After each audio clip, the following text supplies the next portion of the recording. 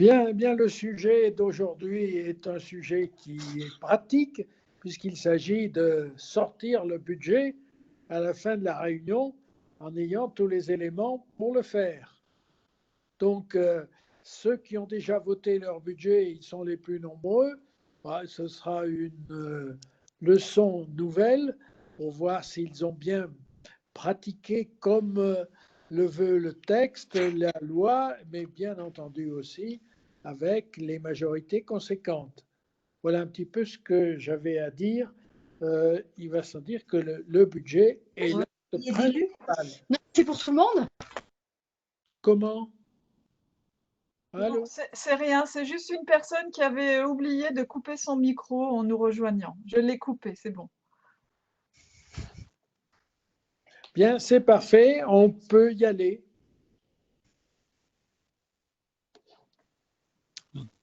Alors, on va laisser la parole à Philippe Batman de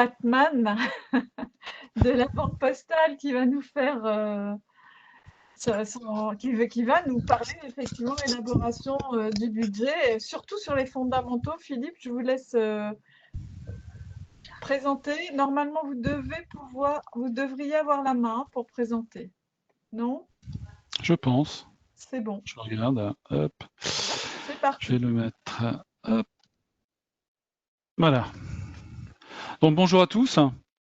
Donc je m'appelle donc Philippe Batman. Je travaille à la direction des études de la Banque Postale.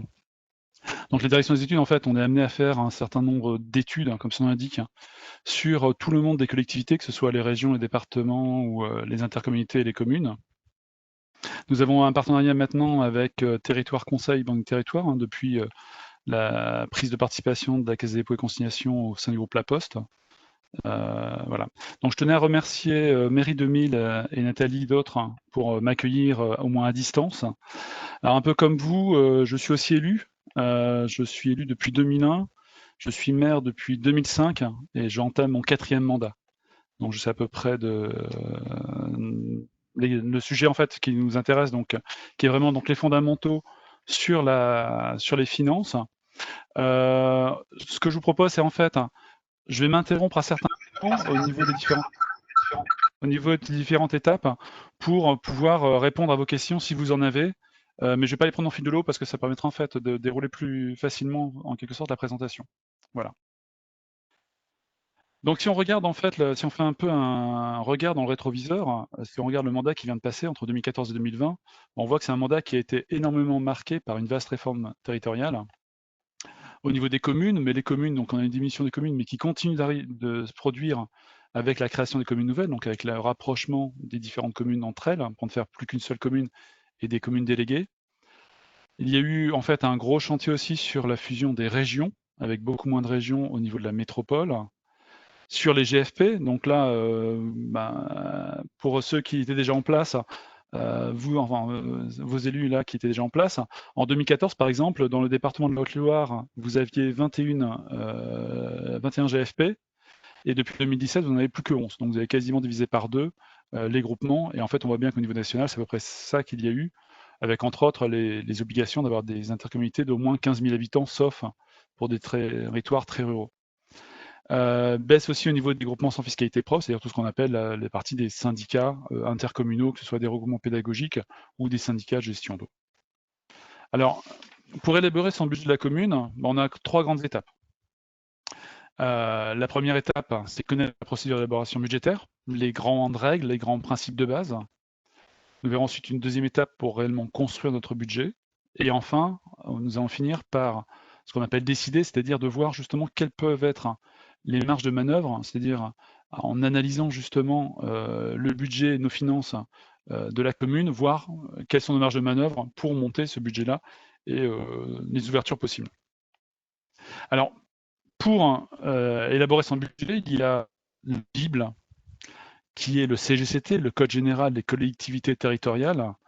C'est un gros pavé qui va définir en fait toutes les différentes règles qui sont applicables pour la gestion du budget. Mais c'est là qu'on va retrouver aussi toutes les règles qui définissent la gestion des conseils municipaux, l'organisation, les élections, etc. Donc on a toute une série d'articles. Donc c'est vraiment la Bible, le CGCT, la Bible pour les collectivités. Donc tout d'abord, voyons la définition du budget. Donc le budget, c'est l'acte par lequel sont prévues et autorisées les recettes et les dépenses annuelles de la commune. Alors annuelles, parce qu'en effet, on verra tout à l'heure, on est sur des années comptables, du 1er janvier au 31 décembre. C'est à la fois définir un acte de prévision, tout comme budget. Donc si vous choisissez un budget à titre personnel ou un budget d'une commune, vous allez définir en fait concrètement ce que vous allez avoir en termes de dépenses et en termes de recettes. C'est aussi un acte d'autorisation, c'est-à-dire que vous allez définir un montant de dépenses, donc le maire va présenter le budget de la commune au sein de son conseil municipal. C'est le conseil municipal qui va voter, qui va donc valider et donner l'autorisation au maire d'engager les dépenses ou d'encaisser les recettes. Ça veut dire qu'au niveau des dépenses, si les montants sont des montants plafonds, c'est-à-dire que vous ne pourrez pas dépenser plus que ce qui a été prévu au sein du budget au niveau des différents chapitres, voire des articles, si vous décidez de voter des articles, mais c'est vraiment en fait une définition de limitation. Alors, au niveau du budget, il y a 5 grands principes. Sur les 5 grands principes, il y en a 2 en termes de présentation, qui sont l'annualité et l'unité, 3 en termes d'adoption, l'universalité, la sincérité et l'équilibre. Et nous allons voir à présent en détail, justement, ces 5 principes budgétaires. Hop. Alors, l'annualité. Ce que je vous disais, en fait, les dépenses sont du 1er janvier au 31 décembre. Une petite entorse, une petite dérogation en quelque sorte sur cette notion d'annualité, c'est qu'on parle de journées complémentaires. Donc les journées complémentaires, là même si on le met au singulier, c'est en général pris sur l'ensemble du mois de janvier de l'année N+1. C'est ce qui permettra en fait d'imputer des écritures comptables sur l'exercice de l'année N-1, sous réserve évidemment que les opérations ont été engagées sur l'année N-1. Mais du coup, vous pourrez, au cours de l'année, enfin au cours du mois de janvier, vous aurez 2 budgets, vous aurez à la fois le budget de l'année N-1 et le budget de l'année N. Et donc vous allez un peu jongler sur 2 budgets pour pouvoir clore votre budget tant en dépenses qu'en recettes de l'année précédente. Donc vous avez souvent en fait en dépenses quelques factures qui arrivent tardivement qui vous permettent du coup de les imputer sur l'exercice plus juste, donc quand ça s'est déroulé, mais vous avez souvent aussi des recettes, principalement en fait des 12e ou des éléments de la fiscalité qui arrivent sur le mois de janvier pour clôturer votre exercice. Deuxièmement, torse en quelque sorte à l'annualité, c'est la possibilité de définir des plans pluriannuels d'investissement et définir des autorisations de programme.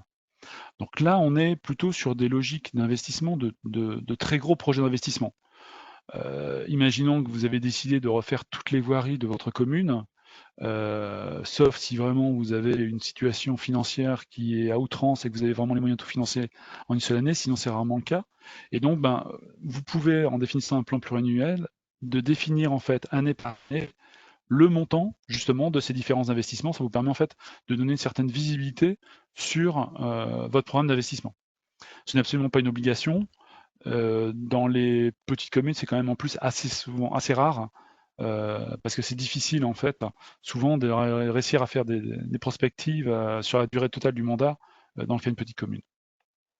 Tout à l'heure, on parlait donc d'un grand principe budgétaire qui était l'unité, c'est-à-dire le budget, c'est un document pour présenter le budget, et un seul document. Cependant, en fait, quand on parle de budget et de documents budgétaires, on en a plusieurs. Donc, on a le budget principal, celui que nombre d'entre vous ont déjà voté. Vous avez la possibilité de définir ce qu'on appelle des décisions modificatives. Donc les décisions modificatives, c'est comme en fait, quand vous avez défini votre budget initial, vous avez défini des montants maximum au niveau des différents chapitres ou au niveau des différents articles. En cours d'année, vous pouvez être amené à avoir des débordements parce qu'il y a des choses que vous n'aviez pas prévues.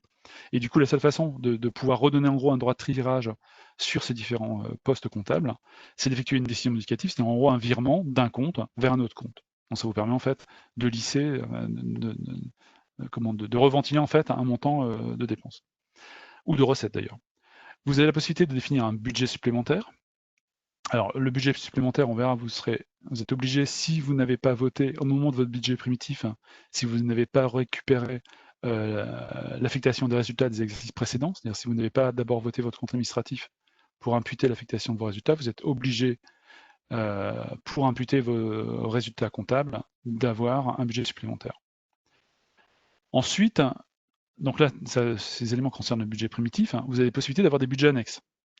Donc par budget annexe, vous avez certains budgets qui sont obligatoires, dans le cas, par exemple, où vous avez des services, des SPIC ou des spas que vous décidez de vraiment identifier, par exemple le budget de l'eau, typiquement, l'eau doit être payée par l'eau, donc vous avez une obligation, comme c'est un SPIC, de définir un budget annexe pour le budget de l'eau, et donc ce budget, il est autonome, indépendant, on verra tout à l'heure sur ces règles, mais vous aurez donc sur ce même budget, un budget annexe, des possibilités d'avoir budget supplémentaire, des significatifs, etc. quoi. Et vous avez aussi donc des parties budget autonome. Donc, ce que je disais sur la partie budget annexe, en effet, c'est obligatoire, typiquement pour les SPIC, les services publics industriels et commerciaux, typiquement l'eau, l'assainissement, les ordures ménagères, si vous êtes en redevance d'ordures ménagères, si vous êtes en TOM, c'est en taxe d'ordures ménagères, vous n'avez pas d'obligation et vous pouvez intégrer votre TOM directement au niveau de votre budget primitif, enfin votre budget général. C'est le fait de créer en fait un budget annexe, ça vous permet en fait d'identifier complètement le coût.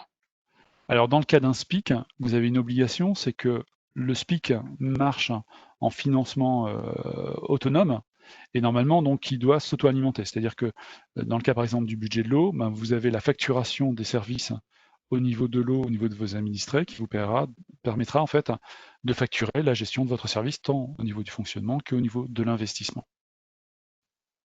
Dans le cas d'espace, c'est un peu différent, c'est-à-dire si vous avez un service, par exemple de restauration scolaire, et que vous définissez de définir un budget annexe, là vous avez des possibilités, depuis votre budget principal, d'alimenter votre budget annexe pour équilibrer en fait le compte, c'est-à-dire correspondant en quelque sorte au montant de participation de la commune, puisqu'on sait très bien que des services comme la restauration scolaire, par exemple, ne sont pas équilibrés et coûtent forcément au niveau des collectivités. La particularité quand vous avez des budgets annexes, c'est que vous avez obligation de voter les budgets annexes en même temps que le budget principal. Ensuite, donc, une autre typologie de budget qui sont les budgets autonomes ou les contrats attachés.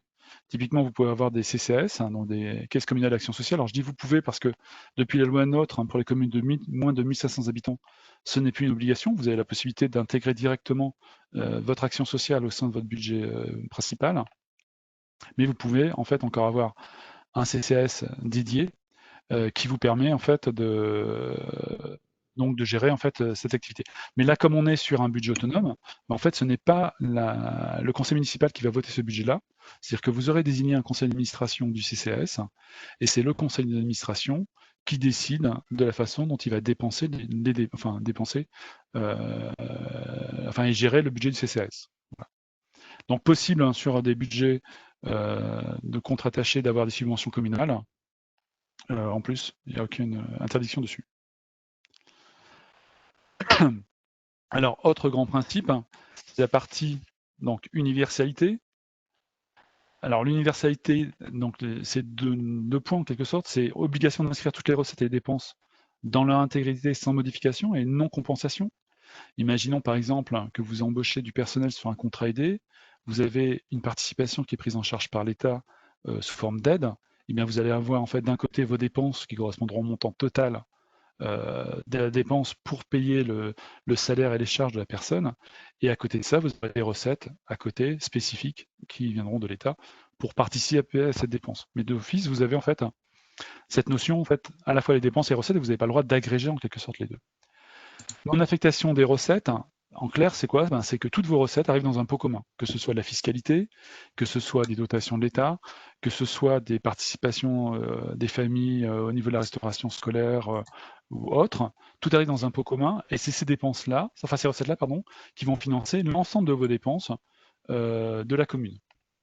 Particularité pour les budgets annexes, puisque c'est ce qu'on disait tout à l'heure, forcément il y a une obligation d'affecter en quelque sorte, puisqu'il faut un peu équilibrer les dépenses et recettes, ou si on a des recettes dédiées, si par exemple vous avez un de vos administrés qui vous fait un don ou un legs, il peut définir que la somme qu'il vous verse est affectée à un usage très particulier, et dans ce cas-là, vous avez obligation en fait, d'affecter cette recette à la dépense telle qu'elle était définie. Vous avez un autre principe important au niveau budgétaire, c'est la sincérité. Vous n'avez pas le droit, donc la non-compensation, c'est ce qu'on disait tout à l'heure, mais vous n'avez pas le droit non plus de surévaluer ou de sous-évaluer vos recettes et vos dépenses. C'est-à-dire que, on verra tout à l'heure, comme vous êtes obligé de présenter un compte en équilibre, si vous mettez plus de dépenses d'un côté, ben forcément, il vous faut plus de recettes en face. Donc, vous pourriez être tenté de majorer vos recettes, c'est strictement interdit. Que ce soit vos recettes, vos recettes ou vos dépenses, vous devez être au plus juste. Pareil, c'est-à-dire si vous maximisez vos dépenses, en quelque sorte, quand vous avez présenté vos budgets, ben, comme vous avez l'obligation d'avoir vos dépenses et vos recettes qui sont équilibrées, ça pourrait en quelque sorte imposer, enfin montrer en fait en tout cas à vos conseillers que la seule façon d'équilibrer vos dépenses et vos recettes, ben, c'est de augmenter vos postes de recettes, c'est-à-dire la recette fiscalité. Donc quelque part, vous n'avez pas le droit, vous devez toujours prévoir au plus juste. Alors au plus juste, c'est avec parcimonie, enfin il faut quand même tenir compte des impondérables que vous pouvez avoir. Vous avez une obligation de provisionner les risques dès que vous en avez connaissance. Imaginons si vous avez un conflit avec un administré ou avec un fournisseur, dès que vous avez connaissance de ce conflit, que potentiellement vous aurez des indemnités à payer, vous êtes obligé de les prévoir en fait au niveau de votre budget, quitte à les régulariser sur les exercices suivants si les dépenses que vous avez provisionnées n'étaient pas entièrement utiles. Principe là le plus important, c'est l'équilibre budgétaire. Donc vous avez deux sections, le fonctionnement et l'investissement, et vous avez obligation de définir un équilibre parfait, recettes égale dépenses au centime d'euro près. Vous avez une obligation de couvrir certaines dépenses par des recettes définitives, typiquement le remboursement de l'annuité en capital de la dette. Vous verrez tout à l'heure que quand vous avez un emprunt au niveau d'une banque ou d'un autre organisme, vous avez une partie donc intérêt et une partie capital. La partie intérêt sur l'échéance va être prise en fonctionnement, la partie capital va être prise en investissement. Et votre remboursement donc d'annuité, pour pouvoir rembourser au niveau de l'investissement, ça veut dire que vous devez dégager suffisamment d'excédent de fonctionnement, en quelque sorte, pour couvrir le remboursement de votre capital de la dette. En gros, vous ne pouvez pas emprunter pour rembourser l'emprunt. Vous avez aussi obligation, pour les dépenses imprévues, de prévoir un crédit. C'est-à-dire si vous mettez, d'avoir le crédit en face pour les dépenses imprévues. C'est-à-dire si vous mettez des dépenses imprévues, vous devez avoir l'argent en face, vous ne pouvez pas mettre un emprunt. Même si avec la période qu'on vient d'avoir avec le coronavirus, il y a eu quelques ouvertures possibles, mais dans des cas très particuliers. Alors le cycle budgétaire, c'est quoi? Donc on a des dates à respecter. Donc on voit que le budget primitif, en gros, il peut être voté dès l'année N-1 pour l'année à venir. Vous pouvez le voter en anticipation, si vous voulez démarrer en fait au 1er janvier avec votre budget pour avoir en quelque sorte votre feuille de route.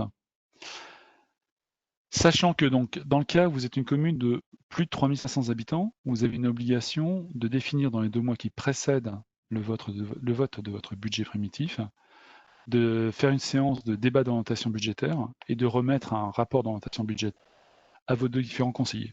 Donc c'est quoi le débat d'orientation budgétaire? C'est en fait de définir un peu à grosse maille la façon dont vous allez exécuter votre budget tant en fonctionnement qu'investissement sur l'année à venir. Donc c'est ça, cette présentation. Vous avez la possibilité donc de voter les taux jusqu'au moment du vote donc, du budget primitif, c'est-à-dire le 15 avril de l'année N, dans le cas des années standards, c'est-à-dire les années où il n'y a pas d'élection, ou le 30 avril pour les années d'élection.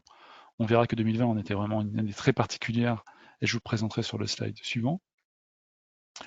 Donc BP, c'est le budget primitif. CA, c'est le compte administratif. Donc en fait, bon, vous avez dû commencer, je suppose, à le voir. En quelque sorte, donc le budget primitif, c'est de définir votre droit à tirage. Vous allez définir, en gros, sur vos différents postes comptables, les niveaux de dépenses que vous allez faire. Et ensuite, ben, vous allez, en tant que coordonnateur, donc que ce soit maire ou adjoint, vous allez donner l'autorisation et l'ordre de faire des opérations comptables en débit ou en crédit, c'est-à-dire vous allez mettre des mandats dans le cas des débits ou des titres dans le cas des crédits. Et ces imputations comptables, en fait, ça va générer ce qu'on appelle le compte administratif. En gros, le compte administratif, c'est l'exécution du budget que vous aviez défini. Donc, ce qui fait que vos comptes administratifs, il est exécuté jusqu'à la fin de l'année N et même les journées complémentaires, c'est-à-dire jusqu'au 31 janvier de l'année N+1.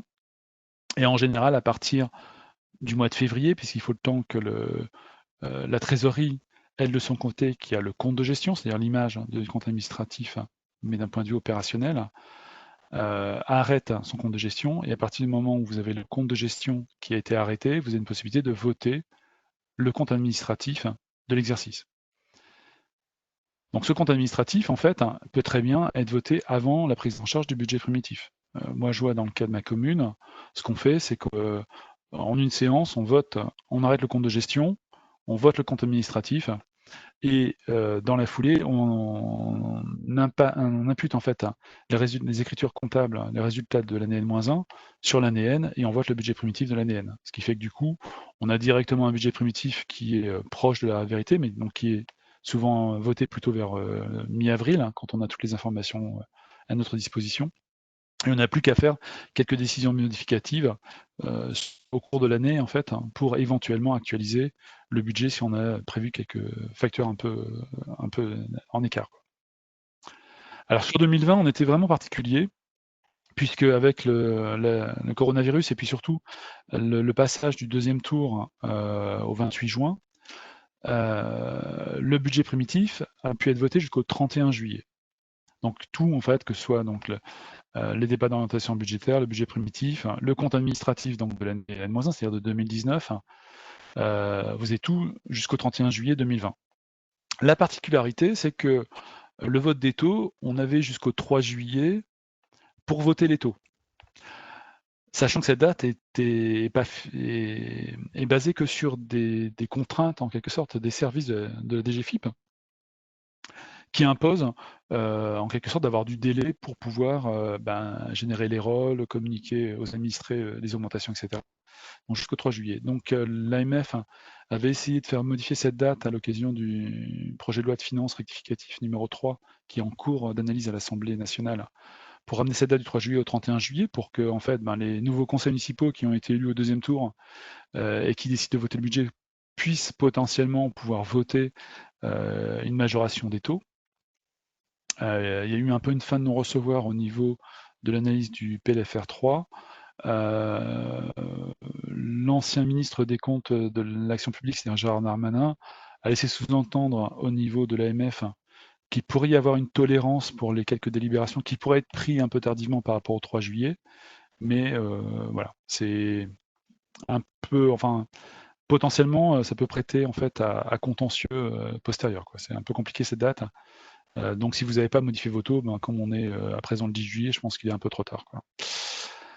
Alors, quand vous communiquez votre budget, c'est à proprement parler un document comme les autres, puisque vous allez prendre des délibérations, c'est un peu comme tous les arrêtés que vous êtes amenés à prendre au niveau de votre commune. Et donc, il y a des contrôles d'administration. Donc, les contrôles d'administration, c'est le contrôle par le préfet, puisque vous allez envoyer votre compte, enfin votre budget primitif au contrôle de légalité, comme tous les autres actes que vous êtes amenés à faire. Il y a une possibilité du contrôle qui est fait par la Chambre régionale des comptes. On verra un peu le cas particulier plutôt de la CRC, dans quel cas, en fait, elle peut être amenée à contrôler la situation de votre budget. Il y a une possibilité du contrôle des citoyens, c'est-à-dire ce sont des documents publics. Chacun de vos administrés peut demander à récupérer le budget primitif pour l'analyser s'ils ne savent pas quoi faire, ou pour un peu, je veux dire, vous titiller, etc. Mais sachez que c'est des documents publics, vous ne pouvez pas leur refuser l'accès à ces documents-là. Alors, dans quel cas il y a une possibilité de la saisie par la Chambre régionale des comptes? En fait, comme votre document, vous l'envoyez à la préfecture, contrôle d'égalité, eux, ils vont contrôler que les éléments que vous avez mis dans votre budget respectent les règles comptables et les règles définies dans le CGCT, c'est le Code général des collectivités territoriales. Donc déjà, si vous oubliez de voter votre budget avant le 15 avril, potentiellement, vous êtes rappelé à l'ordre par rapport à la préfecture. Si vous présentez un budget en déséquilibre entre les dépenses et les recettes, pareil, vous serez rappelé à l'ordre. Si vous oubliez de résorber un déficit de clôture, ou si vous n'inscrivez pas une dépense obligatoire, donc typiquement les dépenses obligatoires, il y en a un certain nombre, mais entre autres, il y aura les remboursements d'emprunts. Quand vous définissez en fait dans vos documents de budget primitif les échéances de vos différents emprunts, si vous ne prévoyez pas les crédits suffisants pour rembourser ces dépenses, forcément, donc vous serez retoqué. Alors, la préfecture, quand il y a ce genre d'oubli, va vous rappeler un peu à l'ordre en disant, voilà, on a détecté des erreurs, vous avez en gros quelques jours pour répondre. Si vous répondez pas, c'est là où vous pouvez, en fait, le préfet va faire suivre le dossier à la à la Chambre régionale des comptes, et là, c'est eux qui vont du coup éplucher vos comptes et qui se contenteront pas de regarder sur l'exercice en cours, mais bel et bien sur des exercices précédents. Alors, le cadre comptable, donc, vous allez voir, donc il y a une nomenclature pour définir tout le plan des différents comptes. Donc pour les communes et pour les intercommunautés, c'est en général le M14 ou la version abrégée du M14 pour les communes de moins de 500 habitants. Donc c'est la plus classique.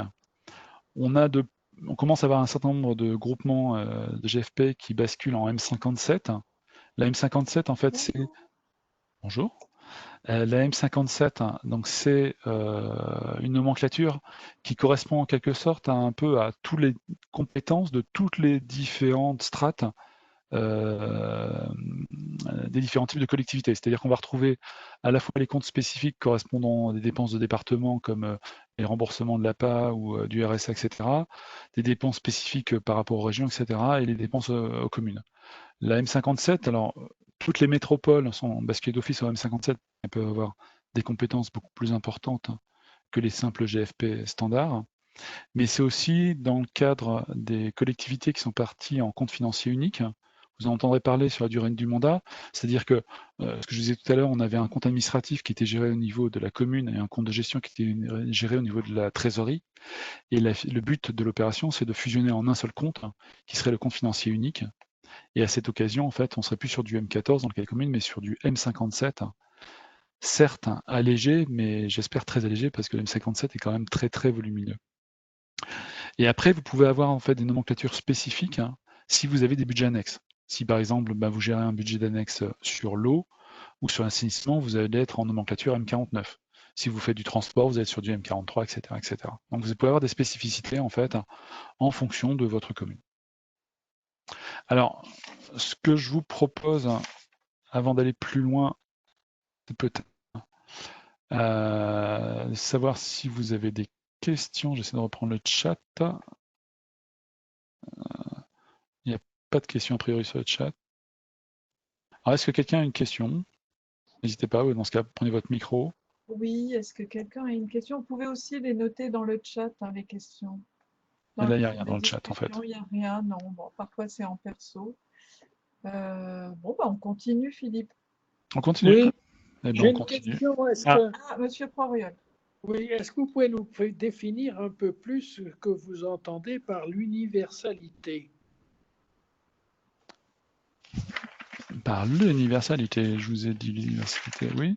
Attendez, je reprends juste mes liens pour ne pas vous dire plus. Qu'est-ce que ça veut dire, Oui, en fait, l'universalité? c'est l'universalité des comptes. Donc, en clair, vous avez un plan comptable qui sera le M14.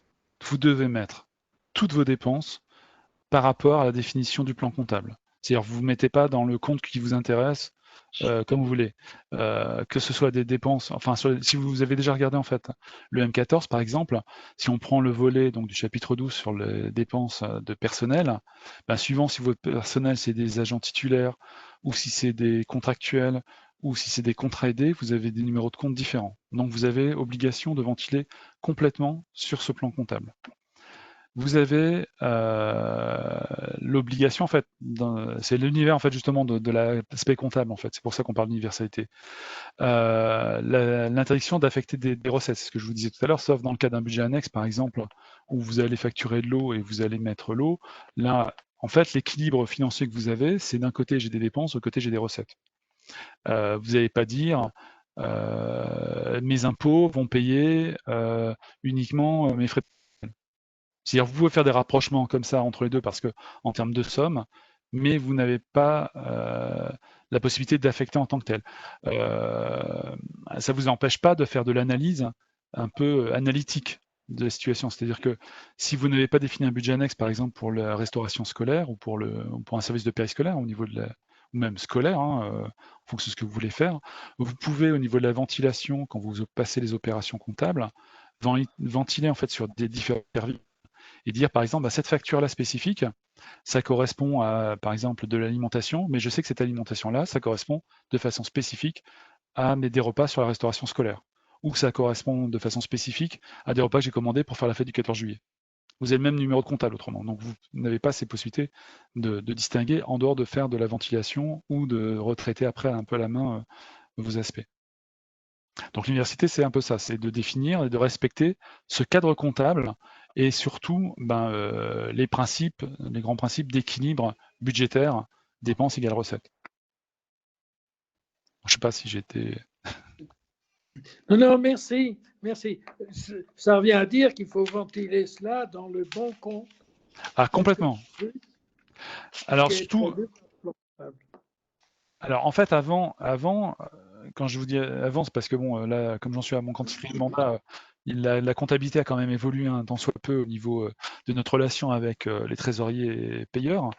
Avant, en fait, on faisait des opérations sous papier, on envoyait une disquette d'un côté, on a envoyé des bordereaux papier à la trésorerie, ils ressaisissaient les opérations, et donc si on n'avait pas imputé un bon compte par rapport à une imputation comptable, par rapport à une facture, et bien, ils nous disaient non, vous avez pris le compte numéro trucmuche, il faudrait plutôt prendre tel autre compte. Donc ils nous rectifient en fait, ça nous permettait de rectifier en temps réel.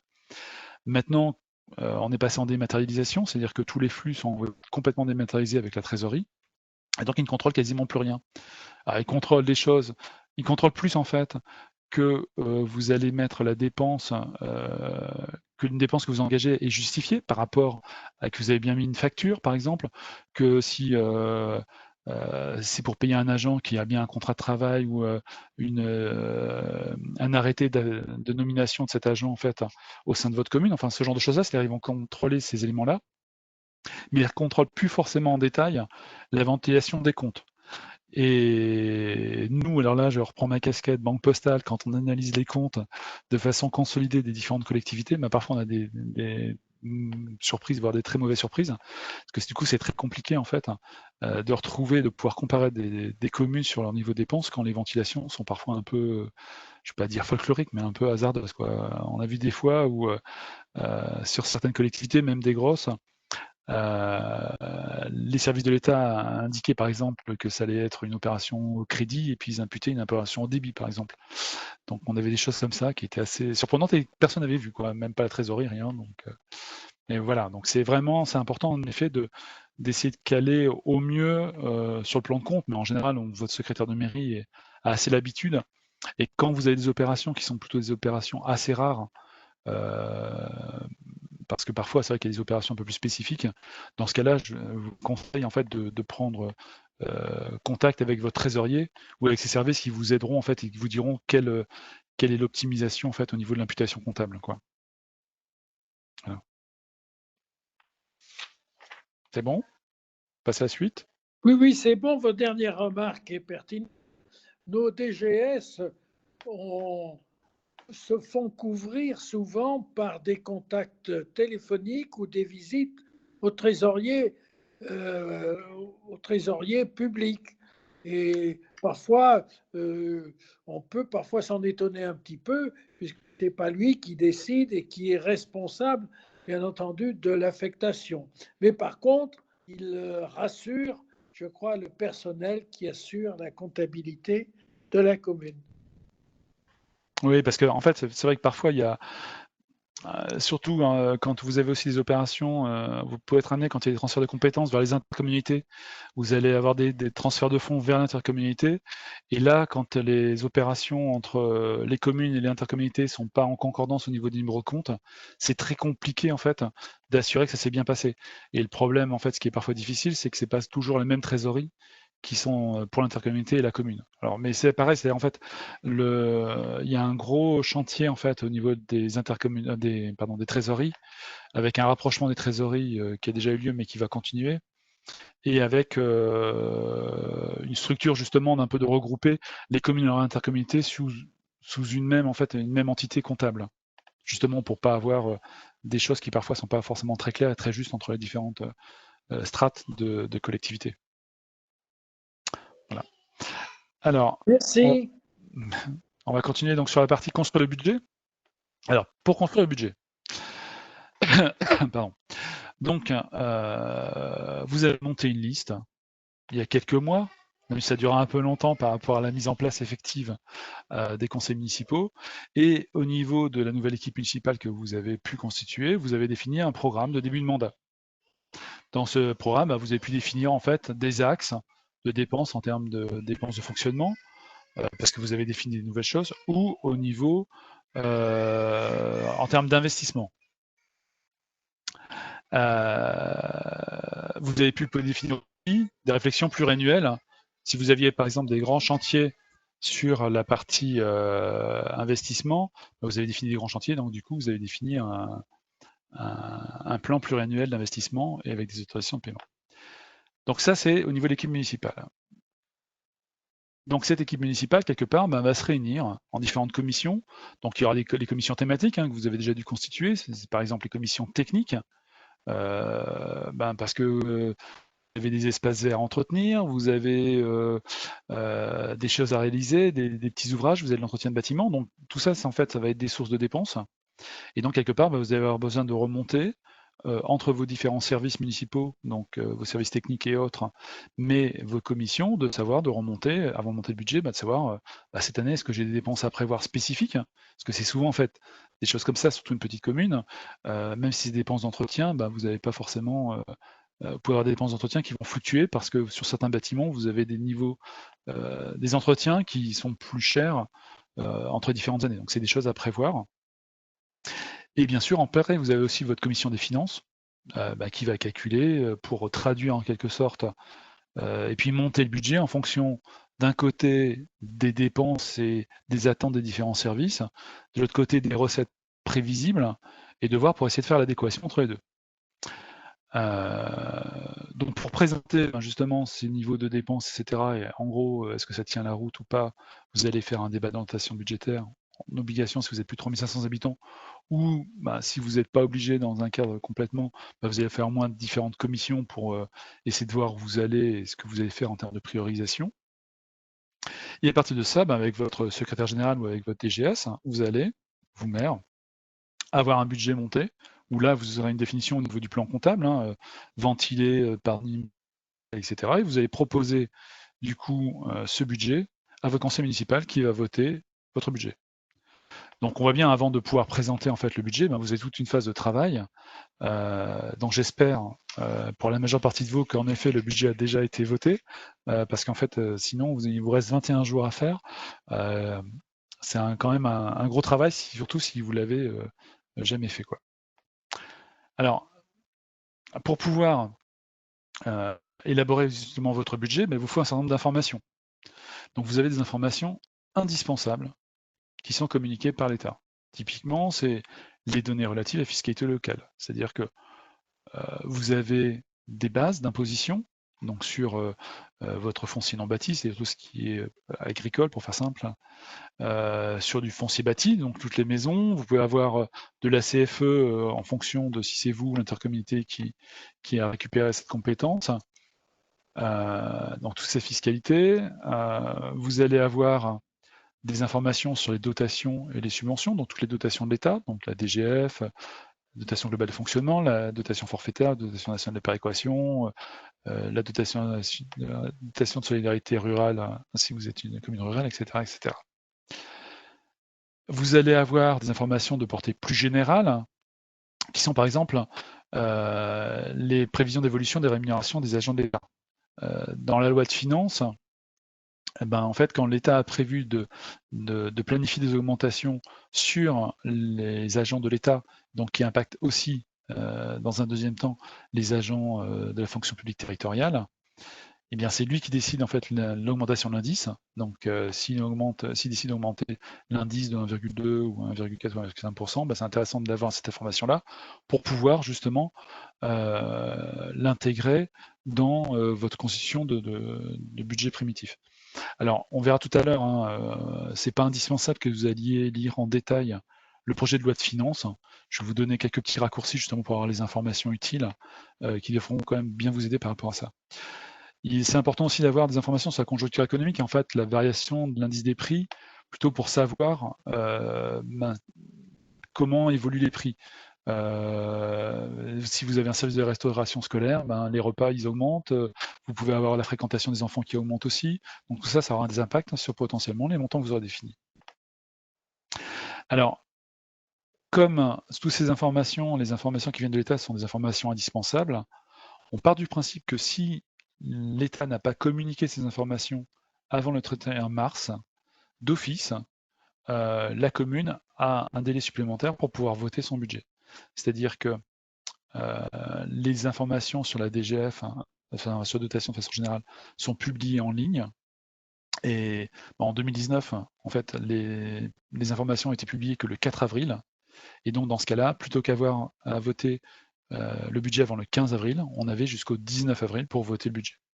Donc 15 jours en plus de la date limite que donne l'État. Alors s'il donne avant le 31 mars, on a jusqu'au 15 avril, mais s'il le donne après, le 31 mars, ça repousse d'autant en fait ce délai.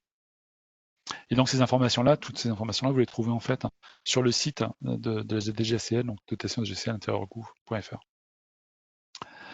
Alors ce qui est important aussi, évidemment, c'est les informations internes à la commune. Donc vous n'allez pas constituer votre budget primitif comme ça à partir d'une feuille blanche. D'abord, ça n'aurait pas beaucoup de sens puisque, en fait, ce qui est indispensable, c'est de savoir comment vous positionnez au niveau de la commune. Donc, c'est de repartir de vos comptes administratifs précédents, de savoir quel était votre niveau de dépense. Et en gros, sur les postes que vous savez qui ne bougent pas ou peu, en fait, de les faire influencer en fonction de comment ils bougent. Imaginons par exemple le personnel. Vous avez donc dépensé un certain montant au niveau de la masse salariale. Sur l'année en cours, si vous avez les mêmes personnes et qu'il n'y a pas de augmentation de l'indice, globalement, vous aurez en gros le même montant. Si par contre, vous avez décidé d'embaucher des personnes en plus parce que vous avez créé un nouveau service, il faudra penser à réintégrer ce montant des dépenses par rapport au montant, ou pareil si c'est dans le sens inverse. Donc c'est toujours important en fait d'avoir cette vision des exercices précédents. Ce qui est important par rapport à l'investissement, c'est de savoir où vous en êtes au niveau de vos différents programmes. Donc vous aviez prévu d'engager des travaux. Vous avez parfois des travaux qui sont à cheval sur 2 exercices. Est-ce que la facture a été émise, pas émise, etc. Donc c'est important de voir, même si les travaux ont été faits, est-ce que vous l'avez payé ou pas. Si vous ne l'avez pas payé, ou bien vous la réintégrez en reste à réaliser, c'est-à-dire que vous la prévoyez dans votre budget d'une façon ou d'une autre, pour dire il faut cette dépense-là, il faut bien que je la paye cette année, même si ça ne fait pas partie de mes nouveaux projets d'investissement, parce que je n'avais pas encore payé. Vous avez besoin de savoir vos tableaux d'amortissement de la dette. Si vous avez des emprunts, faut que vous regardiez en fait combien vous avez remboursé cette année par rapport à vos différents emprunts. Ce qui est intéressant, c'est d'avoir une analyse financière de la commune. Donc il y a un certain nombre de trésoreries qui communiquent une analyse financière de la commune. Vous avez des possibilités aussi auprès de certaines banques. Je sais qu'on le fait, nous, de façon gratuite.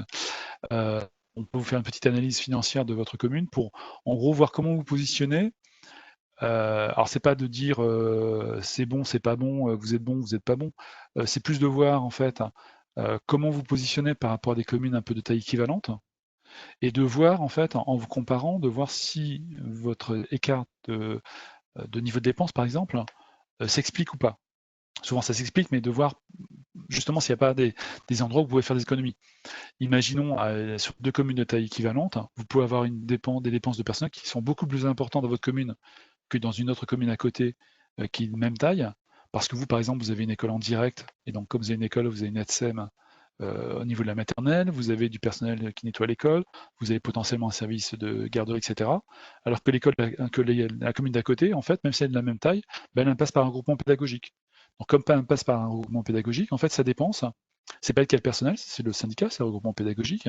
Du coup, elle n'a pas ses postes de dépenses. Par contre, participe à l'équilibre de ses RPI et elle l'aura dans ses contingents en fait. Donc dans les décomptes de classe 65, elle va avoir justement ses niveaux de dépenses. Et du coup, vous aurez plus de chapitre 12, c'est-à-dire de dépenses personnelles moins de 65, eux, ils auront moins de chapitre 12, mais plus de 65. Donc ça explique un peu les écarts qui peuvent apparaître. Donc, et après, c'est intéressant aussi de pouvoir voir justement vos marges de manœuvre. Qu'est-ce que vous avez comme excédent de fonctionnement, c'est-à-dire quand vous faites l'écart entre vos dépenses et vos recettes, comment vous positionnez, et il y a quelques ratios en fait à calculer. Donc ce qui est important aussi, les informations résultant du DOB, si vous présentez à votre conseil municipal dans les 2 mois qui précèdent le vote du budget, les grandes lignes de votre budget, c'est pour quelque part, d'une façon ou d'une autre, un peu prendre en compte les remarques qui ont pu être émises lors du débat d'orientation budgétaire, sinon ça ne sert à rien d'en faire un. sauf si vous décidez de rentrer, mais voilà. Donc c'est important d'avoir justement de compte en fait, en quelque sorte, l'échange, les conséquences de l'échange qu'il y a pu avoir. C'est important d'avoir tout ce qui est dotation, les cotisations, les comptages versés, donc ça c'est toutes vos participations par rapport à des syndicats. Puisque en fonction des syndicats que vous avez souvent en fait, les syndicats n'ont pas de fiscalité en propre. Donc si on prend par exemple un regroupement pédagogique qui gère différentes écoles, c'est directement les communes qui versent un contingent, ce qu'on appelle un contingent, c'est un montant de fiscalité, une part en fait de recettes qui reverse directement au niveau du syndicat. Alors souvent c'est calculé en fonction du nombre d'enfants fréquentés ou de la population, une quote-part de la population. Après c'est chaque syndicat qui a défini en fait quelles étaient ses règles de calcul. Alors si vous voulez pouvoir faire des comparatifs avec les différentes communes, vous avez des informations qui sont publiques, je vous le disais, les comptes de gestion sont des données publiques. Donc il y a le site qui est data.gouv.fr, qui est le site de l'État sur lequel on trouve tous les comptes de gestion de toutes les collectivités. Donc c'est notre principale source d'information pour aller analyser justement comment évoluent les dépenses et les recettes des différentes collectivités, différentes strates. Vous avez un site qui a été créé donc, par l'OFGL, c'est l'Observatoire des finances publiques et la gestion locale, qui elle en fait a analysé à partir du fichier DataGouv et a en quelque sorte préformaté ces données et font un certain nombre d'études thématiques aussi sur les données au niveau des collectivités. Donc c'est des sources d'informations qui sont assez intéressantes quand vous voulez justement un peu comprendre comment vous positionnez par rapport à tel type de commune, c'est toujours intéressant. Je confirme, Philippe, merci. Bonjour, c'est Maximilien Veillas. Moi, je suis directeur du centre d'affaires secteur public pour la Banque Postale. Et donc, le département de la Haute-Loire fait bien partie du périmètre. Et donc, à ce titre, même si nous ne pouvons pas réaliser les 257 études des communes de ce formidable département, on peut effectivement, pour certaines communes qui le souhaitent, se déplacer ou vous envoyer par mail une petite étude. Sinon, ce qui peut être proposé à voir avec l'Association des maires de la Haute-Loire, si on peut venir se déplacer par intercommunalité, rencontrer les élus. Je crois qu'il y a une dizaine d'intercommunalités sur le département. Venir vous faire une présentation par intercommunalité. Voilà. Merci pour l'intervention, Maximilien. Au niveau donc des sites d'information complémentaires, donc vous avez le site collectivitélocale.gouv.fr, c'est le site de la DGCL, Direction Générale des Collectivités Territoriales, et vous avez le site aussi de l'INSEE où vous allez pouvoir des informations. Un autre site, alors là, que je vous invite 10 fois à aller voir, surtout par rapport si vous voulez préparer votre départementation budgétaire et que vous ne voulez pas aller lire l'ensemble du projet de loi de finances, c'est en fait des publications que l'on réalise, c'est un support au débat d'orientation budgétaire où 2 fois par an, en fait, on le fait au moment de la loi de finances initiale et de la loi de finances rectificative, on communique en fait les informations utiles, l'analyse de la loi de finances, des informations utiles que vous pouvez retrouver qui pourraient être utiles par rapport à la création de votre budget.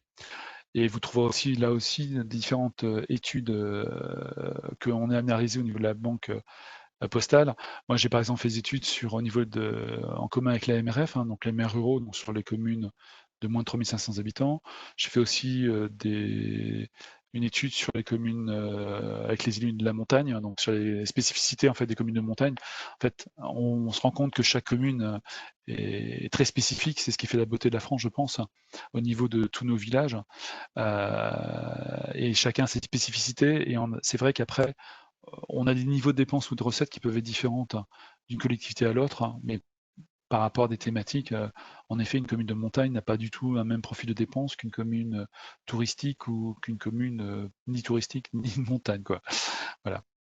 Et vous avez donc aussi 2 documents plus officiels, qui sont le guide du maire du président de sa communauté, donc rédigé par l'AMF, la version 2020 qui est en ligne, et le guide du maire 2020 de la DGCL, là aussi, qui est un pavé assez important, puisqu'il reprend en fait un peu tous les éléments que vous pouvez être amené à avoir besoin au sein de votre mandat de maire. Alors,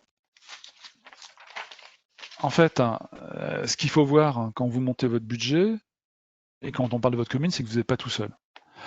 Alors même là, on voit bien sur le slide, vous êtes au centre quand même, puisque c'est quand même votre budget que vous êtes en train de monter, donc c'est important, vous êtes au centre là en tant que la commune, donc vous avez votre budget principal, potentiellement un ou des budgets annexes, Mais c'est important de savoir, en fait, quelles sont les différentes entités qui gravitent autour de vous. Vous avez là en haut à gauche les différents syndicats, puisque ces syndicats, potentiellement, c'est des syndicats qui vont vous demander de l'argent pour pouvoir fonctionner. Donc pour vous, c'est une dépense obligatoire, donc c'est important de savoir ce que vous serez amené à leur verser, dans quelles règles. Vous avez donc en haut à droite la communauté de communes, enfin en votant dans ce comité de façon générale, pardon, que ce soit une communauté de communes ou une communauté d'agglomération. Donc savoir quels sont les flux financiers que vous aurez avec elle, tant en fonctionnement que potentiellement en investissement. Vous pouvez avoir des intercommunautés qui vous versent des fonds de concours pour vous aider justement à investir. Ensuite, sur la partie gauche, donc, on va retrouver le CCAS et la Caisse des écoles, donc nos budgets autonomes. Et sur la partie droite, plutôt les associations. C'est-à-dire que vous allez verser, si vous le souhaitez, des subventions aux associations, qu'elles soient de vos communes ou d'une commune à côté. Vous n'avez pas d'obligation en fait que les associations soient de votre commune pour que vous versiez une subvention. Simplement, ça suppose que vous ayez quand même certaines règles à mettre en place.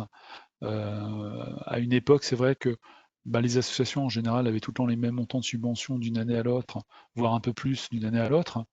Avec la période un peu de difficulté de récession des recettes, avec la baisse par exemple des dotations qu'il y a eu pendant plusieurs années, on a été amené à en fait un peu regarder, et c'est quand même important en fait au niveau des associations de savoir en gros, quand vous versez une subvention à une association, c'est qu'est-ce qu'elle fait avec votre argent.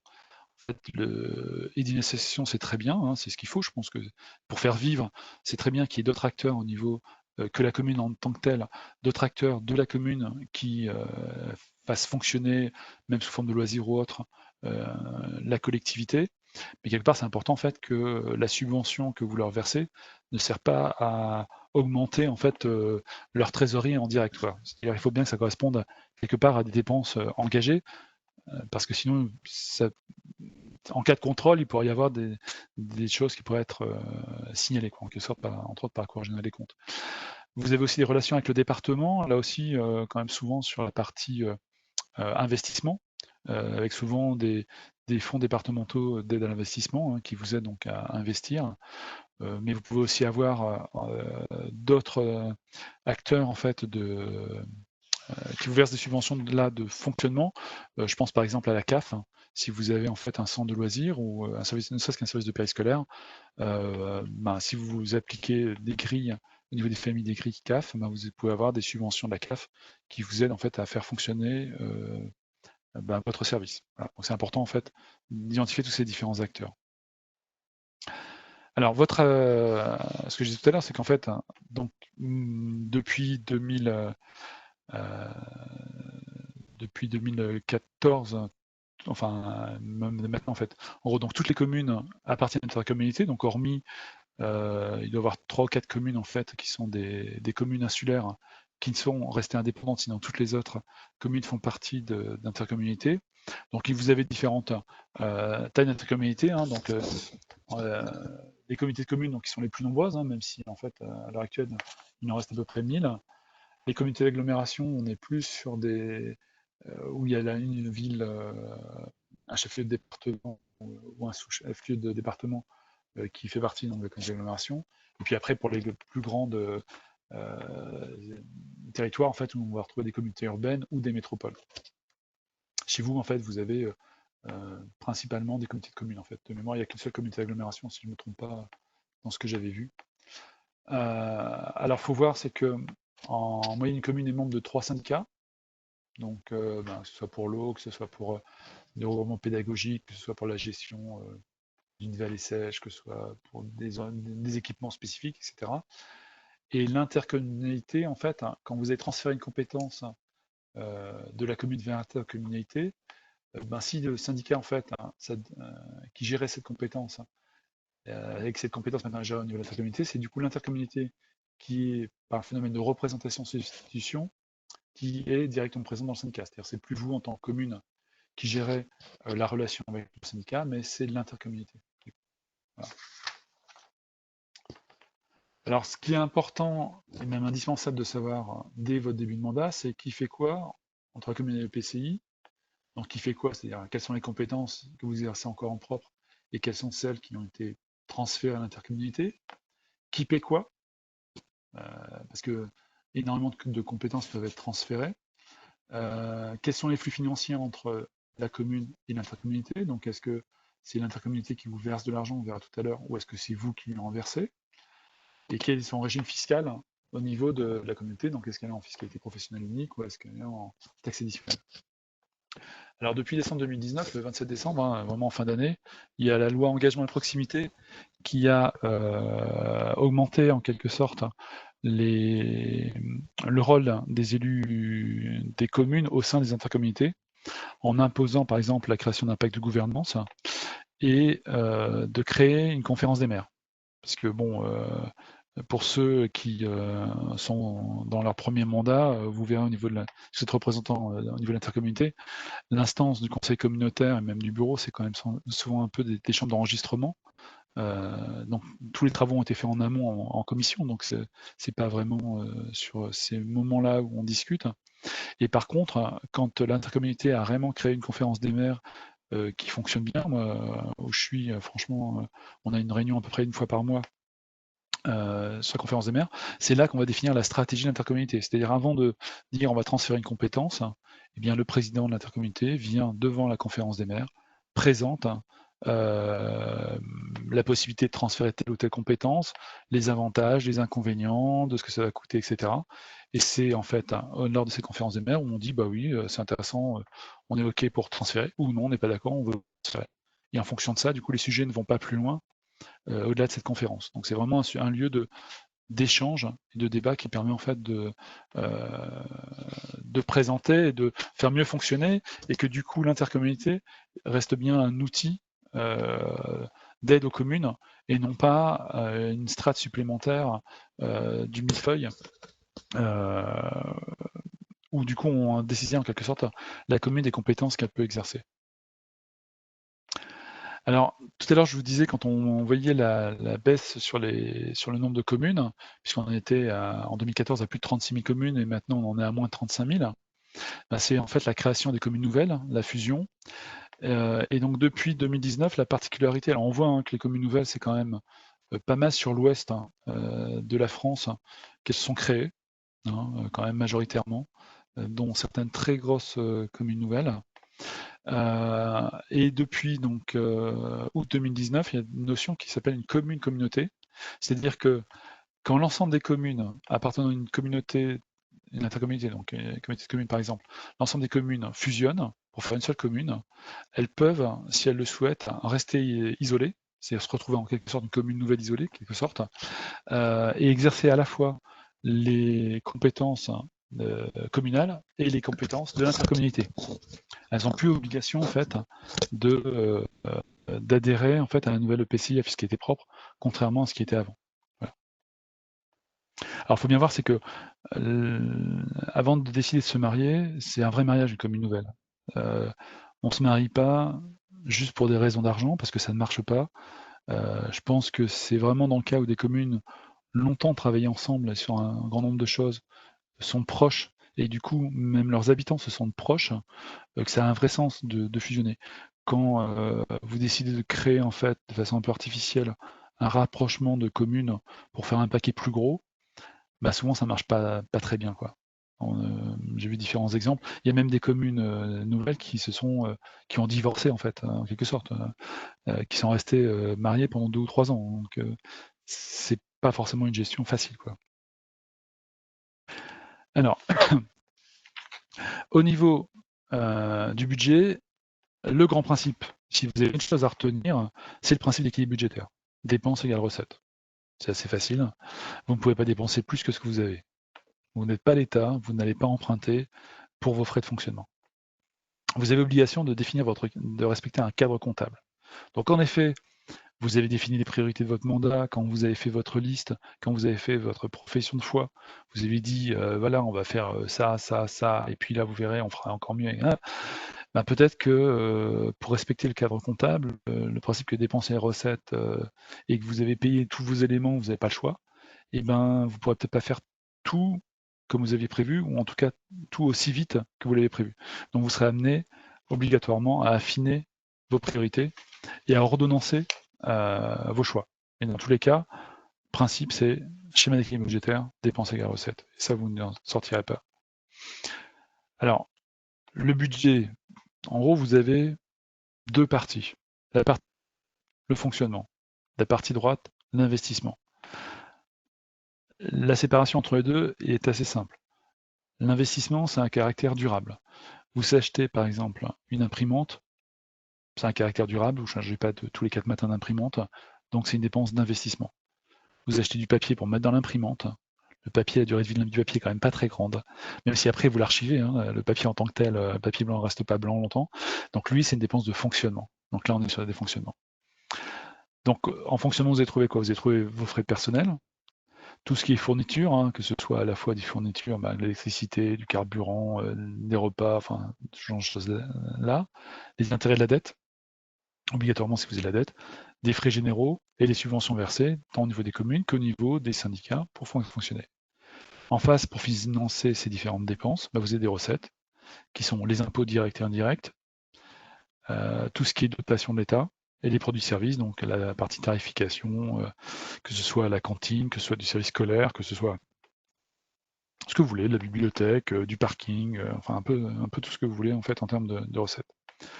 Côté investissement, là en fait vous allez trouver des travaux, par exemple la réalisation de travaux dans les bâtiments, vous allez pouvoir faire de l'acquisition d'immeubles, de matériel, et au niveau des emprunts, donc là on voit bien la séparation, d'un côté les intérêts qui étaient en fonctionnement, et là le remboursement du capital qui est au niveau de l'investissement. Et côté, pour financer en fait ces dépenses d'investissement, vous aurez d'un côté des subventions reçues et des dotations, c'est-à-dire vous allez, et je vous invite surtout à aller à la pêche, des subventions. En règle générale, une commune, vous pouvez monter jusqu'à 60% de subventions, que ce soit donc l'État, avec de la DETR si vous êtes un territoire rural. Vous avez aussi la DETR, donc c'est dotation d'équilibre des territoires ruraux. La DSIL, la dotation de solidarité d'investissement local, qui est en fait une subvention, une dotation qui a été recréée quand le gouvernement actuel a supprimé les réserves parlementaires, qui étaient en gros des enveloppes que pouvaient faire les députés ou les sénateurs vers différentes collectivités, donc remplacer ça donc, par ce même montant, mais sous forme de DSIL, donc avec des niveaux de dépenses qui sont plus cadrés. Vous pouvez avoir des fonds de concours au niveau des départements. Vous pouvez avoir les régions sur certains projets, mais spécifiques. Éventuellement l'Europe, mais alors là, bonne chance, c'est quand même des trucs très très particuliers. Et vous pouvez, si votre intercommunauté le fait, avoir des fonds de concours de l'intercommunauté. Vous pouvez recourir à l'emprunt pour investir. Et après, la seule chose, c'est de mettre la main à la poche, vous regardez ce qui vous reste dans vos caisses, et vous videz vos caisses pour pouvoir financer vos investissements. Voilà la façon de financer vos dépenses d'investissement. Alors, quand on va commencer à constituer notre notre budget, la première chose à faire, c'est regarder les dépenses. Et pour les dépenses, on va mettre tout ce qui est dépenses obligatoires. Typiquement, les charges de personnel. Vous êtes obligé de prévoir le montant qui va bien pour payer le personnel. Donc attention, je vous invite à contrôler assez régulièrement, surtout quand on arrive sur la fin de l'année, que votre montant des dépenses personnelles, enfin ce que vous avez prévu au niveau du budget, est bien suffisant pour payer votre personnel, y compris le mois de décembre. Il ne suffit pas de chose, le trésorier ne vous fera pas, s'il manque 3 €, il ne passera pas les opérations. Donc c'est toujours très gênant de ne pas pouvoir payer votre personnel sur le mois de décembre, juste avant Noël, parce qu'il manque 3 € sur le compte, parce que ça peut arriver assez rapidement, il suffit quelques heures supplémentaires, des choses comme ça peut arriver. Et puis convoquer un conseil municipal au dernier moment entre Noël et Nouvel An, c'est toujours très problématique. Donc pensez à bien regarder ce poste-là, en fait, à l'évolution de vos dépenses. Il y a tout ce qui correspond à l'entretien de l'hôtel de ville. Alors l'entretien de l'hôtel de ville, ça ne veut pas dire que vous devez avoir un hôtel de ville luxueux avec des poignées en or, hein. C'est simplement, en fait, vous devez avoir forcément un bâtiment qui est identifié hôtel de ville, dans lequel vous faites les missions qui vous ont été confiées par l'État. Et en tant que tel, vous êtes obligé d'entretenir ce bâtiment pour qu'il soit accessible correctement à toutes les personnes. Et vous avez obligation donc d'intégrer toutes les dépenses relatives à vos compétences. Si vous avez une école chez vous, il faut prévoir l'école. Vous avez obligation d'entretenir vos cimetières et donc de gérer en fait quelque part l'espace qui reste disponible sur vos cimetières, hein. C'est quand même important aussi. Tout ce qui est voirie, donc savoir quelles sont les voies qui sont communales, intercommunales ou départementales. puisque vous n'avez en fait en termes d'entretien que, même pour les départementales, que ce qui est en agglomération. Et obligation, en fait, là, j'insiste sur la partie dette, mais c'est normal, je suis banquier aussi, donc forcément, on vous prête de l'argent, mais il faut nous le rendre. Donc les intérêts, le remboursement de la dette, mais c'est vraiment une dépense en fait qui est obligatoire, c'est-à-dire si vous ne la prévoyez pas, la préfecture va vous retoquer d'office. Après, vous avez tout ce qui est au-delà des dépenses obligatoires, les dépenses qui sont récurrentes. Elles ne sont pas obligatoires, mais vous l'avez. Vous avez une ligne téléphonique, vous avez l'affranchissement, encore la poste, merci. Vous avez de l'électricité pour éclairer vos bâtiments. Enfin, vous avez un certain nombre de dépenses où, en fait, vous n'avez pas beaucoup de marge de manœuvre. En effet, vous pouvez renégocier quelques contrats, mais globalement, vous allez avoir un certain aspect récurrent sur ces différentes dépenses. Et vous pouvez avoir des dépenses contraintes, tout ce qui est réforme. Et Dieu sait que les réformes, l'État sait et connaît, donc a l'habitude de définir des nouvelles réformes qui peuvent avoir des impacts financiers sur les communes. En face donc de ces dépenses, vous avez des produits attendus, des recettes fiscales, des dotations, vous pouvez avoir de la facturation famille, enfin ce genre de choses, et vous allez intégrer en fait dans votre budget primitif, si vous avez voté votre compte administratif juste avant, les résultats antérieurs de l'exercice, c'est-à-dire que vos excédents en fonctionnement, vous allez pouvoir les reventiler au sein de votre budget à venir. Ce qui vous permet en fait d'avoir un peu de marge en fait et un peu de flexibilité, quoi. Alors, ce qui est important, c'est de savoir quelles sont les relations. Donc, au niveau avec les syndicats, c'est ce que je disais tout à l'heure. Si vous avez, par exemple, un syndicat pour la gestion de l'école ou un syndicat pour la gestion des gymnases du collège ou des choses comme ça, c'est des dépenses pour vous, des dépenses obligatoires. Donc, il faut que vous sachiez, parce que vous devrez les intégrer dans votre budget dès le départ. Et donc, ce que je disais tout à l'heure, c'est en fait au niveau des communautés de communes, enfin au niveau des intercommunalités, donc les relations. Donc, si vous avez une intercommunauté à fiscalité propre, vous avez d'abord, ce qui a été mis en place, c'est l'attribution de compensation. Alors, j'essaie de vous expliquer un peu de façon simple à quoi ça correspond cette attribution de compensation. Quand votre commune a basculé, a décidé de faire partie donc, de cette intercommunalité à fiscalité professionnelle unique, vous touchiez jusqu'à là de la taxe professionnelle. Imaginons, vous touchez, je dis n'importe quoi, 50 000 € de taxe professionnelle. À partir du moment où vous avez adhéré donc, à l'intercommunalité, ces 50 000 €, c'est plus vous qui l'avez touché, c'est l'intercommunalité. Donc l'intercommunalité a touché les 50 000 € à votre place par rapport à cette taxe professionnelle. En contrepartie, pour ne pas vous dessaisir, elle vous a versé en attribution de compensation ces 50 000 €. La différence, c'est que dans le temps, si l'équivalent de taxe professionnelle, même si maintenant on est sur la logique CVAE, CFE, si la recette a augmenté, et bien la différence, c'est pour l'intercommunalité. Si par contre, la recette a baissé, parce qu'il y a une entreprise à fermer ou autre, cette baisse est aussi supportée par l'intercommunalité. Pour vous, c'est transparent, vous avez une photo, vous aviez transféré 50 000 €, touché tous les jours 50 000 €. Ça, c'est la partie purement transfert de fiscalité. À côté de ça, si vous êtes dans une intercommunalité, c'est aussi pour transférer des compétences.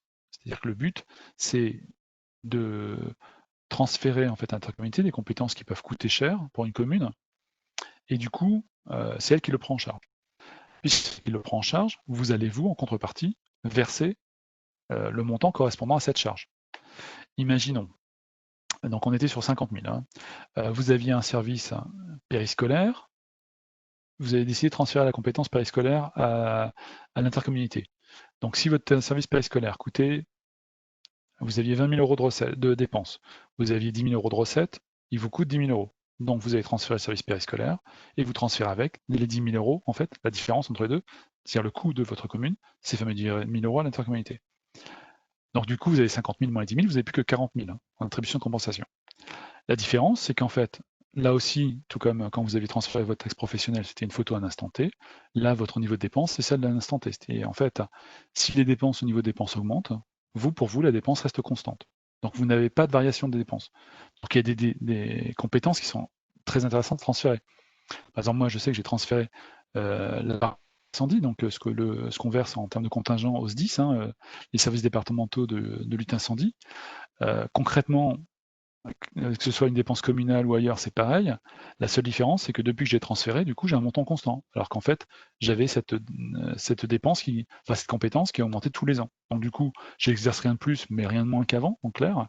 Et simplement, j'ai une dépense qui est constante depuis que j'ai transféré cette compétence. Mais à force de transférer des compétences, en fait, vous pouvez avoir au bout d'un moment que toutes les compétences que vous avez transférées vont être supérieures à la recette au départ que vous aviez envoyée. Et donc, dans ce cas-là, vous êtes dans une logique d'attribution de compensation négative. C'est-à-dire que, dans ce cas, c'est vous qui allez verser tous les ans à l'intercommunalité de l'argent par rapport à toutes les compétences que vous avez transférées. Voilà. Alors, pour justement définir le montant de transfert des compétences, le chiffré, c'est une commission spécifique, c'est une CLECT, Commission locale d'évaluation des charges transférées, c'est LECT, qui est en fait, cette commission, elle est en fait convoquée par l'intercommunalité et elle a un représentant de chaque commune qui est au sein de cette commission. Et c'est cette commission qui définit, on a transféré, le conseil communautaire a décidé de transférer telle compétence et la commission, la CLECT, va chercher à chiffrer combien ça représente la compétence qui est transférée. Sachant qu'après, la CLECT a en gros tout pouvoir pour définir le coût du transfert de la compétence. C'est-à-dire un peu définir en fait un peu minorer des dépenses si elle le souhaite, etc. quoi. Le tout, c'est d'avoir des choses qui sont cohérentes par rapport à l'ensemble des communes, bien évidemment. Donc là, c'est pour l'attribution compensation, donc il peut être positif ou négatif. À côté de ça, vous pouvez avoir en quelque sorte, c'est des dotations qui sont versées directement de l'intercommunalité, sinon DSC, dotation de solidarité communautaire. En fait, en gros, c'est l'intercommunauté considère qu'elle a un peu trop de recettes fiscales liées à l'activité économique, sur la CVAE et les CFE, et décide de redistribuer une partie au niveau des communes. Alors, ce n'est pas une obligation, c'est une obligation dans le cas des communautés urbaines et des métropoles. Pour les comités de communes et pour les comités d'agglomération, ce n'est pas une obligation, mais certaines le font. Et puis du coup, en général, il y a quand même un des facteurs qui, entre autres, en fonction de la population, en fonction de la richesse de la commune par rapport aux strates moyennes, etc. quoi. Et voilà, donc la dotation de solidarité communautaire.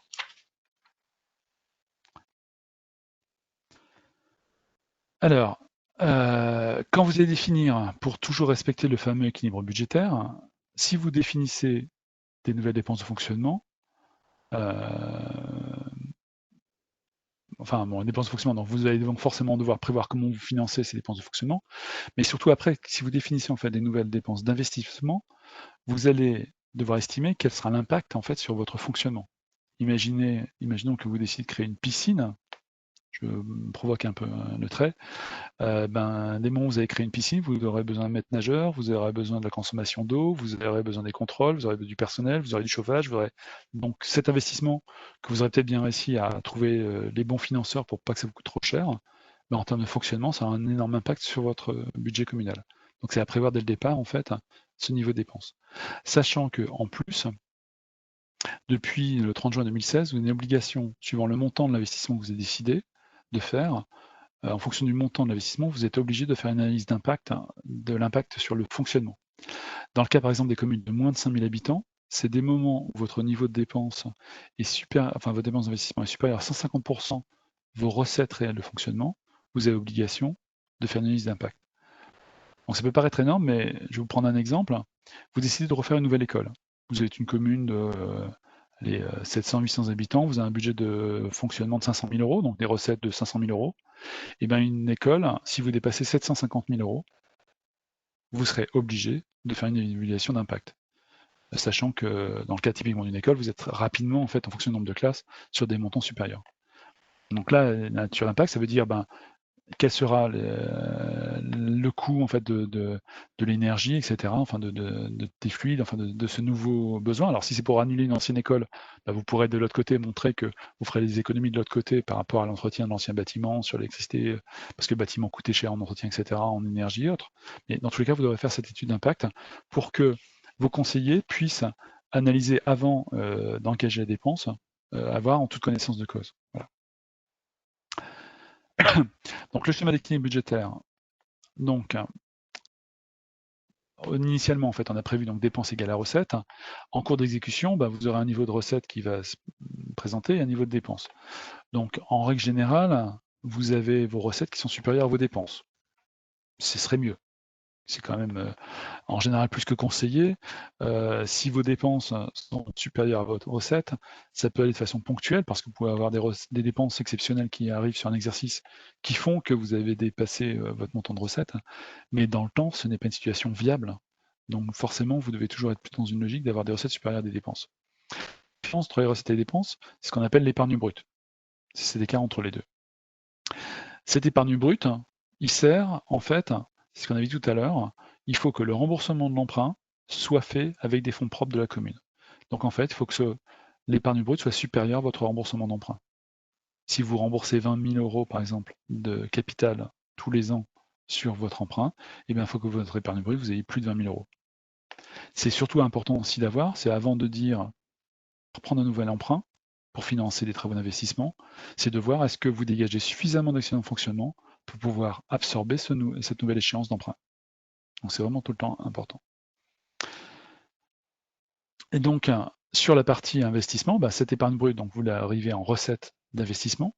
Donc vous verrez sur l'affectation de résultats, quand vous affectez, quand vous prenez en compte votre arrêté de compte administratif, en fait, vous allez faire des écritures comptables du fonctionnement vers l'investissement pour équilibrer en fait potentiellement vos déficits et rééquilibrer vos comptes sur l'investissement. Et côté donc les recettes d'investissement, c'est ce qu'on disait tout à l'heure, donc vous avez la possibilité d'avoir de l'emprunt. Là, j'ai fini avec la deuxième étape. Je propose, s'il y a des questions. Encore une question. Est-ce que vous pouvez nous parler un peu, si vous le pratiquez, ce que l'on appelle l'emprunt d'équilibre du budget? Oui. Quand on a fait le montant des dépenses et qu'on a fait le montant des recettes et qu'il manque quelque chose, souvent on qualifie l'emprunt qui bloque le système, qui équilibre les deux, l'emprunt dit d'équilibre. Est-ce qu'il a une vie assurée ou est-ce qu'au contraire, il va servir simplement du passage à l'équilibre de l'année du budget que vous traitez? Alors, en fait, en toute logique, l'emprunt d'équilibre, c'est un emprunt théorique pour équilibrer. C'est-à-dire que alors, quand vous montez votre budget d'investissement, vous allez définir en fait d'un côté toutes vos dépenses d'investissement, de l'autre côté, vous allez mettre vos recettes. Vous avez une possibilité de définir en fait un virement de la section fonctionnement. Vous avez peut-être fait, en fait, où vous allez dire, je vais générer, en fait, par exemple, 100 000 euros de mon budget de fonctionnement vers mon budget d'investissement. Et donc, vous avez une opération qui s'appelle virement de la section fonctionnement, qui est en fait une opération pour ordre, c'est-à-dire que vous ne réalisez pas réellement, mais qui vous permet d'avoir une recette, de constater une recette, en fait, en dépenses d'investissement, en recette d'investissement, pardon. Malgré tout, quand vous avez fait tout ça, vous avez potentiellement pas assez de montant, parce que vous avez été, on va dire, très gourmand sur vos recettes, vos dépenses d'investissement, et les recettes d'investissement que vous avez en face, vous n'avez pas forcément ce qui va bien. Donc, alors, sachant que vous avez mis déjà toutes les dotations que vous avez prévu d'avoir, etc. Donc, ce que vous mettez en fait assez souvent, c'est ce qu'on appelle un emprunt d'équilibre. Mais cet emprunt d'équilibre, c'est un emprunt